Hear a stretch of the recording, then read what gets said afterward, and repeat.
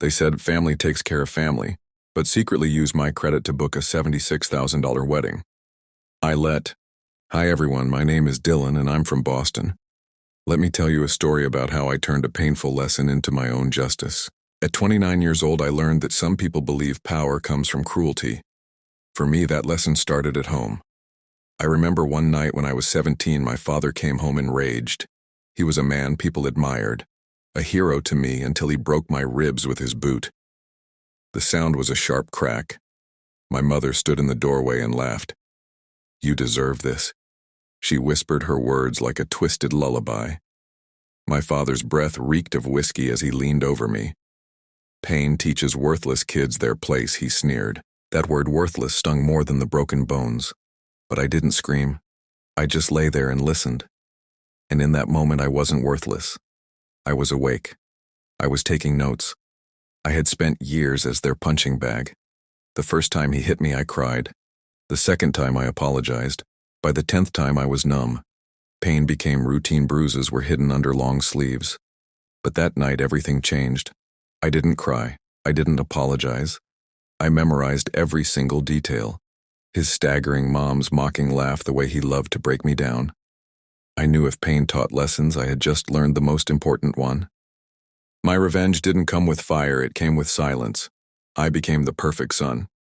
I did chores, answered yes sir and sorry ma'am. I smiled at our neighbors so they wouldn't suspect a thing. I put my anger away in a secret vault and started planning. I collected evidence everywhere. I saved hospital bills, photographed bruises, and hid recordings on a flash drive. Every insult, every hateful word they spoke was proof. Evidence became my armor, and patience became my weapon.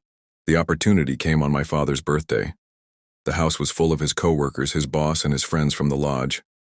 Everyone saw him as the ideal family man. My mother wore pearls, kissed his cheek, and played her part perfectly. My ribs still ached as I carried out the cake, but my smile was flawless. He raised his glass for a toast. That was my cue. I pressed play on a hidden speaker, and the room filled with his slurred voice, venomous and undeniable. "You're nothing but dead weight. Pain teaches kids their place. You deserve this."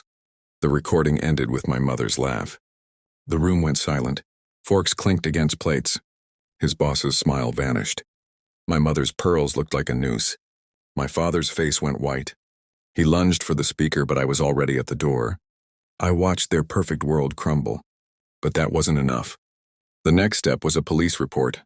Then I sent copies of everything to his boss, the school board, and the lodge. Their reputation shattered in less than a week. The final blow came when he was arrested on assault charges. The evidence was irrefutable. The courtroom smelled of dust and disinfectant, but to me it smelled like freedom. I sat straight as he squirmed under oath. My mother tried to cry, but the recordings exposed her lies. The gavel came down. Years in prison. Real power isn't about fists or fear. It's about silence.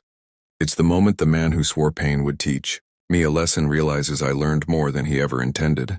I took his lessons and sharpened them into knives. They wanted me broken. Instead, they built something stronger. That night I lay in bed, my ribs healed, my scars hidden. The house was finally quiet. I felt no fear. I felt release. I replayed my mother's laugh in my mind, not as a wound, but as a symbol of how far I'd come. I remembered my father's cruel words, not as truth, but as proof of his weakness. They wanted me to be nothing. Instead, I became their reckoning. And as I drifted to sleep, a thought gave me a sense of peace. Pain teaches lessons, but so does revenge. What lesson did you learn from this story? Please let me know in the comments.